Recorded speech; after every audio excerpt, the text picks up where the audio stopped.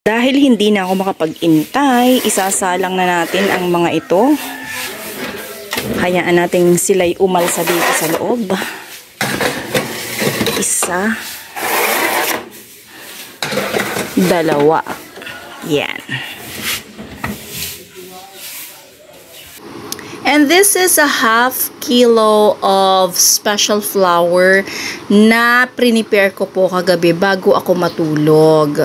Yan. So, konti lang yung yeast kasi overnight proofing natin siya ginawa. And ipinasok ko siya sa ref para hindi mabilis yung kanyang pag-alsa at hindi umasim yung dough.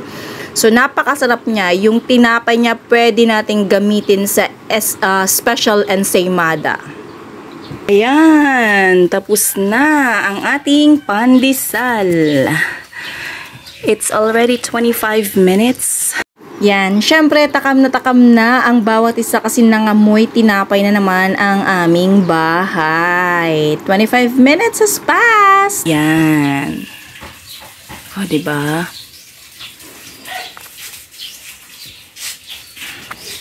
Bagang baka pandesal. Pandesal pala. Oh. Yay! Bago na natin dala, Tere. Bagong dala ito. Yeah. Kita ba? Sir, pag tayo nakuha, ako yung natutumba dito. Ito. Yeah. Nanay, ilan ang kaya mo, Nay? Galingan mo kumain na, ya. Masarap na. Sa unahan ka, Tere. Ito, unahan. Alright. Saling-salingan yan. Wala na, ha? Malalaman natin. Sarap. Yeah. Ay, masarap nga magpandesal yung siri. Sila. Sarap.